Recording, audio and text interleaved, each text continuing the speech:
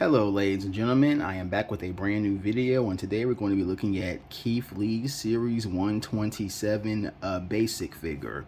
You can see Keith Lee, current AEW superstar, having left WWE last year, and as we see the box, he is in his singlet gear, which I know this is the only figure, WWE figure, that has him in this singlet gear, which was worn by the end of his tenure in the company.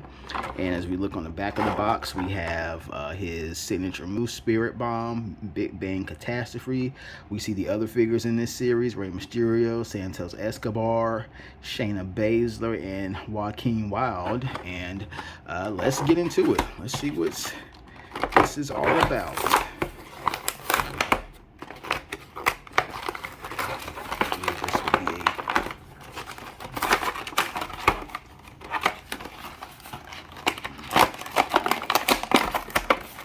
Always the fun part.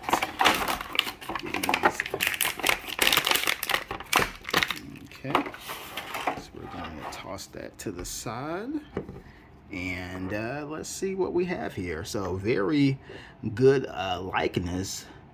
And like I said, these basic figures over the last, few years have just really improved on the likeness scale with the face scans. I mean, this face scan is just as good as the elite versions of Keith Lee I've seen.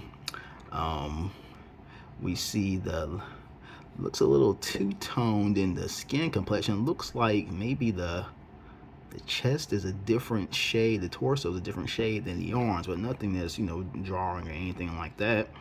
On the back, we have the Legion with 2 L's. And I do not really recall or was really paying attention to a lot of Keith Lee during this period, because as we see Keith Lee on the back of the trunks, and then his logo on this one side. On the other side, we have the Bask in his glory, which is his slogan, and black knee pads, black boots. And I picked up this figure because I knew that this was going to be the only one, the last Keith Lee release, and this is the only one of him in the singlet. And I think it's just for that fact, just having the singlet version of Keith is pretty cool. And of course, but from a career standpoint, this figure really encapsulates everything that went wrong on Keith Lee's career in WWE. From the moment he was called up to the main roster, his struggles. He was only on the main roster for probably a year and a half, and his struggles were just extremely intensified.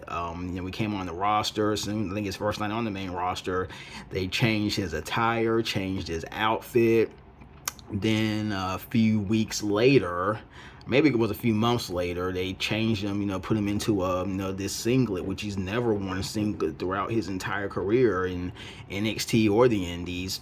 And then by the end of his tenure, he had an absence for COVID and some other things, and then he came back and they put him, turned him heel, had him go by the Bearcat as the Bearcat. Keith Lee was so miscast, and thankfully he was released later in the year. I believe it was around last November. He was in that big group of cuts, along with his then fiance, now wife, Mia Yim, who was thriving over in Impact Wrestling. But Keith Lee is just if there was ever a wrestler, probably over the last decade, really in WWE history, I mean, if there's a wrestler that is just a textbook example of how you take a guy who was special, or maybe not even go a decade, let's say just NXT. So yeah, we can say decade, or just from NXT, taking a guy who on the NXT brand was successful, he was allowed to be himself, and then bringing him to the main roster and stripping him of everything that made him unique, then Keith Lee would be the perfect case study for that.